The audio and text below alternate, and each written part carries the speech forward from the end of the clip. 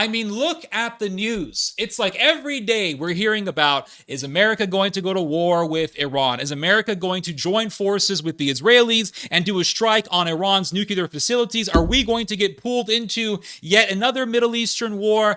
It's just, can we just have a presidential term where we don't have to be told about some possible war or some potential war in the Middle East where people are going to die, where more and more disasters are going to come about as a result? Can we just have a presidential term where we don't have to hear about war? But here we are, yet again, hearing about war. Is Trump going to do a strike on Iran? And look at the past. Look at Israel's history. Israel asked America to oust out Saddam Hussein because Saddam Hussein was a part of this evil axis in the Middle East, and Netanyahu said, I assure you, if you remove Saddam Hussein, the Middle East will be a much safer place, and blah, blah, blah. And then you had that evil organization, Project for a New American Century, PNAC. And what did PNAC say in the late 1990s? PNAC, or Project for a New American Century, which was a neocon organization, it had people like Paul Wolfowitz in it. PNAC said, we have to remove Saddam Hussein. And the entire PNAC organization was entirely made up of Zionists.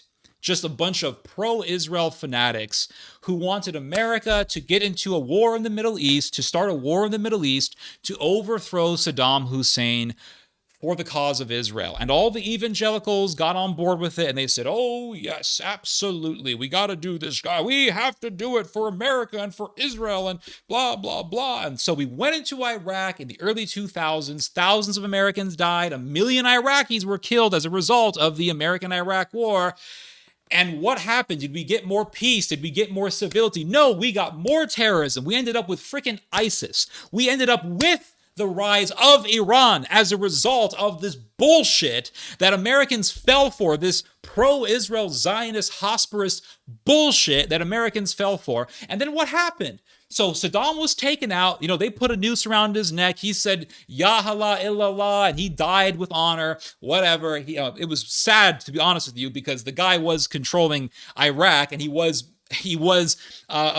perpetuating some stability in the Middle East. I mean, he was a butcher, don't get me wrong, but they killed this guy, and it was a terrible idea. So they killed him. And then what happened?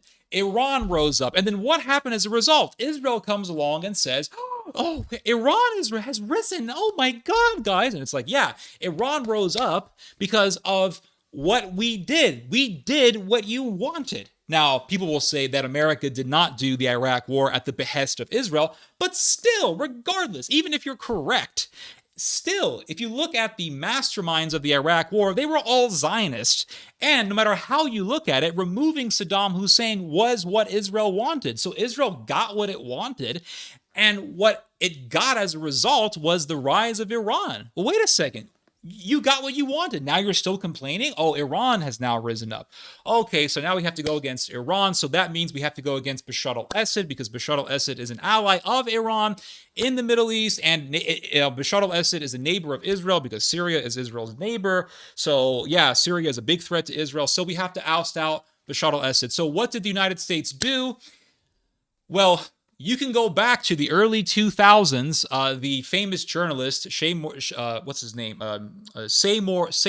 Hersh, I think his name was, he wrote an article saying that as far back as 2007, the United States was arming Al-Qaeda in Syria. So we began arming terrorists in Syria. Al-freaking-Qaeda, the worst, right? Remember when we were back in middle school? We were back in middle school hearing about Al-Qaeda and how Al-Qaeda was like Hitler, and it was the worst thing ever. It was so terrible, right?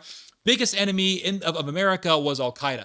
2007, early 2000s, the United States was arming Al-Qaeda. And still, 2007, I mean, my God, 9/11 was still very fresh. The Iraq War was still very new. And here was the United States arming Al-Qaeda in Syria. And they say, oh, no, Bashar al-Assad started it. Who the hell was arming Al-Qaeda in Syria? You were arming Al-Qaeda in his country. And of course, Syria being his country that he has responsibility over, obviously he was going to fight those terrorists. And so what happened? A civil war broke out, and the rebels were being backed by NATO, and hundreds of thousands of people died in the Syrian civil war. And so Israel was getting what it wanted. And Israel was backing the rebels as well. We know this for a fact. We know for a fact that Israel was backing the Syrian rebels. And so the civil war was something that Israel wanted, because as long as Syria was in a civil war, Syria was weak and therefore not a threat. And then what happened? Bashar al-Assad was overthrown this year. And then as a result, Turkey rose up and took over Syria. And now what is Israel doing? Israel is doing the same damn thing that it did after Saddam Hussein was ousted. It's complaining about the rise of another Near Eastern neighbor. Oh my God, Turkey has risen up. So if we just didn't listen to Israel, the world would be better off. And what happened? Oh, we got rid of Gaddafi. We got rid of all these Middle Eastern dictators. Refugee crisis. And the refugee crisis has caused a whole freaking seismic ideological shift in the Western world, where you have people who want Hitler to come back because they're tired of seeing refugees from the Middle East. So it hasn't, what Israel wanted and what Israel got it did not just result in the devastation of the Middle East. It also had a ripple effect that has ideological ramifications in the Western world, where we have people now voting for some ultra-nationalistic party in Germany called the AfD, which is ultra-nationalistic, ultra-militaristic. They want Germany to be armed with freaking nukes. Their leader, Bjorn Höcke, used to write articles praising Hitler. And now his party is the second biggest party in Germany as a result of the freaking migrant crisis that happened as a result of all these bullshit Zionist policies. And it's just, oh my God, guys, it just pisses me off.